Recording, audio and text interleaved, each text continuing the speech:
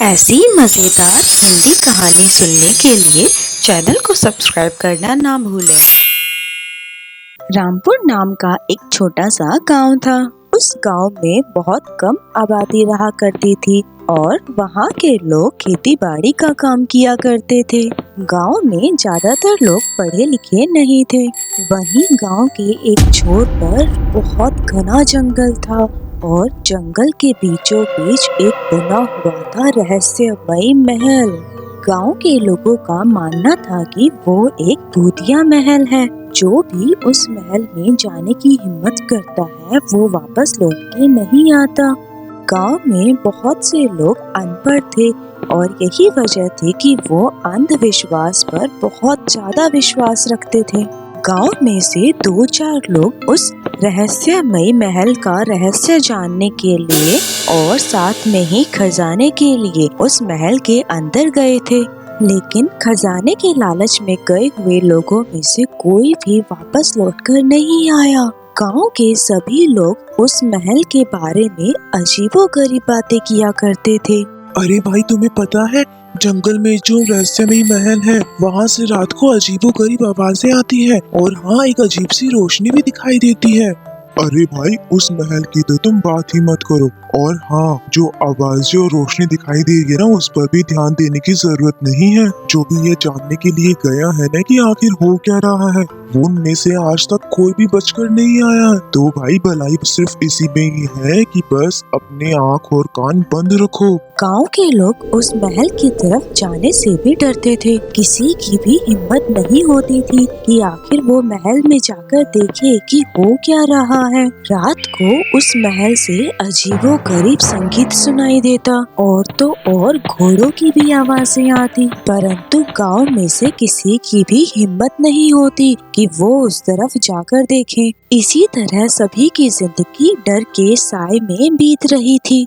मालती का बेटा गांव से पढ़ाई पूरी करने के बाद शहर में पढ़ने वाला इकलौता लड़का था। जब वो पढ़ाई पूरी कर कर गाँव में वापस आता है तो गांव वाले सभी उसकी बहुत इज्जत करते हैं, क्योंकि गांव में सबसे ज्यादा पढ़ा लिखा वही था। पढ़ाई पूरी करने के बाद रवि की नौकरी शहर में ही लग गई थी, परंतु गांव में कुछ जमीन होने की वजह से मालती गांव में ही रहा करती थी और रवि भी जब उसकी छुट्टियां होती अपनी माँ से मिलने के लिए गांव आया करता था। इस बार जब रवि गांव वापस आया तो उसने महल के बारे में अजीबोगरीब कहानियां सुनी। उसका पढ़ा लिखा दिमाग ये मानने को तैयार ही नहीं था कि वो एक भूतिया महल है। रवि अपनी माँ से पूछता है, अरे माँ, गांव के बीच वो जो महल है उसका क्या चक्कर है? गांव के लोग उसे भूतिया महल क्यों कहते हैं? आखिर चक्कर क्या है? अरे बेटा, गांव में वो महल बहुत सालों से है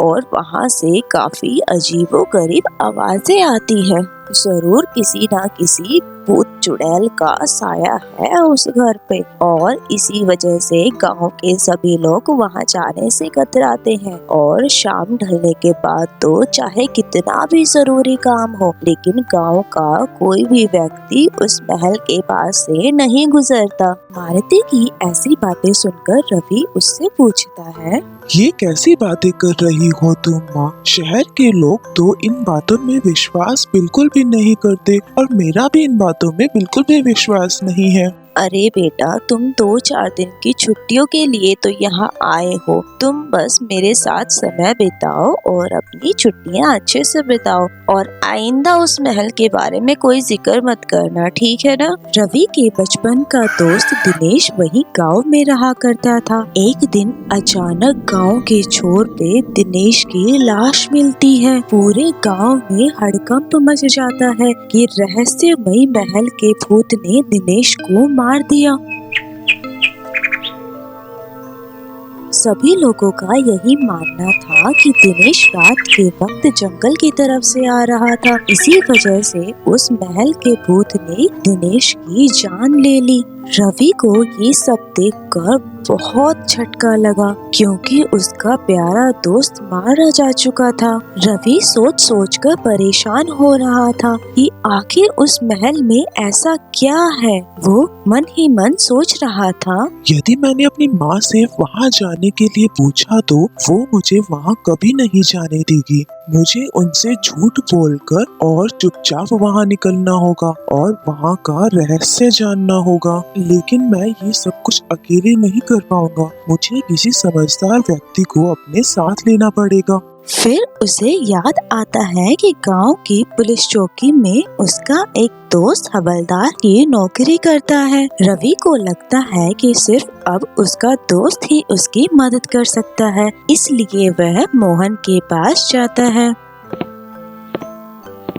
देखो मोहन, ये गांव वाले तो सभी अंधविश्वासी हैं, लेकिन मेरा मन नहीं मान रहा कि कोई भूत वगैरह भी होता है। मैं चाहता हूँ कि तुम मेरी मदद करो। आखिरकार मैं जानना चाहता हूँ कि मामला क्या है। हम दोनों वहाँ चलकर ये सब पता करेंगे, नहीं तो गांव वाले एक एक करके मरते रहेंगे और कोई भी गांव वाला आगे हिम्मत करके नहीं बढ़ेगा। मैं गांव वालों की मदद करना चाहता हूँ। क्या तुम मेरी मदद करोगे?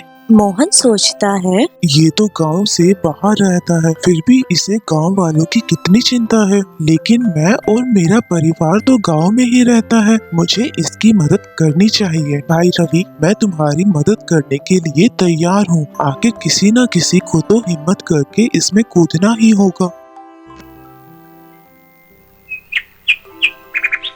एक दिन रवि और मोहन प्लान बनाते हैं कि रात होने से पहले वो दोनों पेड़ों की पत्तियां लगाकर वहीं झाड़ियों में छुप जाएंगे और महल पर नजर रखेंगे। दोनों वहीं जंगल में जाकर छिप जाते हैं और महल के रहस्य जानने का प्रयास करते हैं।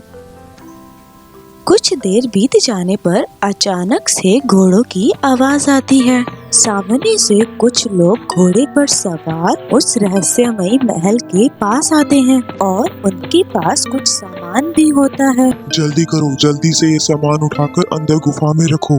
तभी दो घुड़सवार गुफा के मुंह पर लगे पत्थर को हटाते हैं और सामान लेकर अंदर चले जाते हैं। रवि और मोहन थोड़ा हिम्मत करके आगे बढ़ते हैं और उन लोगों की बातें सुनने की कोशिश करते हैं। अरे यार, आज तो बहुत अच्छा माल हाथ लगा है। बहुत सही डाका डाला है आज तो। अब तो कुछ दिन मस्ती में निकल जाएंगे। अरे हाँ भाई, तुम सही कहते हो। वैसे भी आज बहुत अच्छा माल हाथ लगा है इतने दिनों बाद। और वैसे भी हमने पहले भी यहाँ बहुत कुछ इकट्ठा कर रखा है। वो तो भला हो इन मूर्ख गांव वालों का, जो कि इसे रहस्यमयी महल मानकर भूतों का डेरा मान चुके हैं और यहाँ आने की हिम्मत नहीं करते। इसी वजह से हमारा सारा चोरी का सामान यहाँ सुरक्षित रखा है। ये सब बातें सुनकर मोहन और रवि दोनों को सब कुछ समझ आ गया कि ये सब डाकू हैं और डाका डालकर अपना सामान यहाँ छुपाते हैं। लोगों को इनके बारे में पता न चले, इसी वजह से इन्होंने इस महल को भूतिया महल बना रखा है।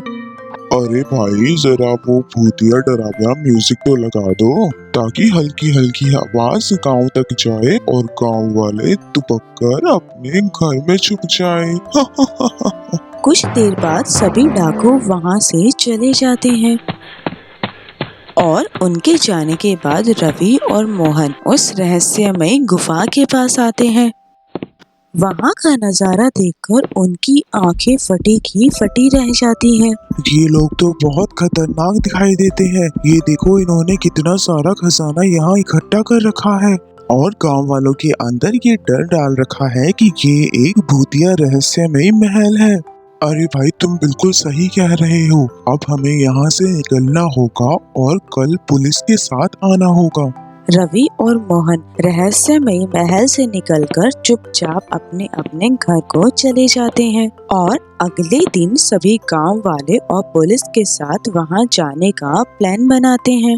शाम होते ही मोहन और रवि कुछ गांव वाले और पुलिस वालों के साथ डाकुओं के आने से पहले ही वहां पेड़ों के पीछे छुप जाते हैं। कुछ देर बाद घोड़ों के चलने की आवाज आती है और देखते ही देखते सभी डाकू रहस्यमयी महल के पास आ जाते हैं। पिछले दिन की तरह ही और डाकुओं ने गुफा से पत्थर हटाया और अपना चोरी का माल अंदर रखने वाले थे। बस अब यही एक मौका था उन लोगों को रंगे हाथ पकड़ने का। पूरी तैयारी के साथ पुलिस गांव वाले दोनों मिलकर धीरे धीरे कर गुफा की तरफ बढ़ने लगते हैं और धावा बोल देते हैं। खबरदार, जो किसी ने हिलने की कोशिश की, आप लोग पुलिस की पकड़ में आ चुके हैं। अरे जो जहाँ खड़ा है वहीं खड़ा रहे, अगर किसी ने हिलने की कोशिश करी तो अपनी जान गंवा बैठेगा। सभी डाकू पुलिस को वहाँ देखकर हैरान हो जाते हैं। उन्हें समझ नहीं आया कि पुलिस को उनके बारे में किसने बताया,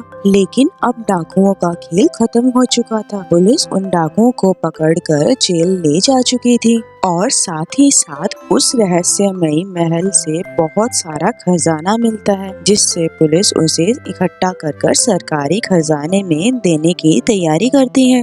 रवि और मोहन, तुम लोगों ने बहुत बहादुरी का काम किया है। इन इनामी डाकुओं को पकड़ाकर तुमने बहुत अच्छा काम किया है। सरकार ने इनके नाम पर 5 लाख रुपए का इनाम रखा था, वो इनाम अब तुम्हें मिलेगा। शाबाश। गांव वालों, तुम्हें इन दोनों से कुछ सीखना चाहिए। ऐसे अंधविश्वास में आकर अपनी जिंदगी डर के साए में नहीं बितानी चाहिए।